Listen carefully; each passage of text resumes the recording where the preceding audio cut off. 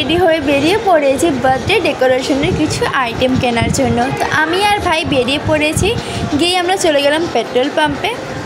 তারপরে আমি আর ভাই মিলে চলে গেলাম কসবা মার্কেটে, যেটা আছে অ্যাক্রোপলিসের একদম অপোজিট সাইডে।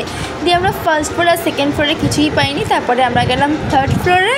উঠেই রাইট হ্যান্ডে ছিল এই বার্থডে ডেকোরেশনের মানে আইটেমের দোকানটা। আর এই দিদিটা কিন্তু খুবই ভালো ছিল, খুব মিষ্টি ছিল। তো যাই হোক, আমরা একটা থিমের ওপর মানে একটা কালার থিমের ওপর বেস করে আমরা সব কিছু কেনার ট্রাই করছিলাম। তো তোমরা তো দেখে গেস করতে পারছো যে কী কালারের ওপর, তোমরা কমেন্ট করো সেইটা যদি তোমরা বুঝতে পারো। তো আর এখানে ভাই আমাকে জ্ঞান দিচ্ছিলো। যাই হোক, মানে আমি না দিদির কাছ থেকে সেরকম কোনো কিছু বার্গেনিং করিনি, কারণ আমি শুনলাম যে দিদির নাকি কোনো কিছুই সেল হয়নি আজকে। ইভেন দিদির দোকান বন্ধ করেই দিচ্ছিল। তো আমি সেরকম কোনো দাম কমাইনি, কারণ মানে কী দরকার, ঠিক আছে।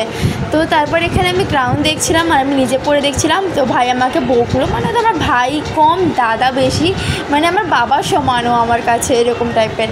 আর এই ক্যান্ডেলটা এত কিউট একটা ক্যান্ডেল, আমার তো ভীষণ ভালো লাগছিলো। যাই হোক, আমাদের শপিংটা ডেকোরেশনের সব কিছু কেনা হয়ে গেছে, এত জিনিস মাত্র পেয়েছি 400-এ।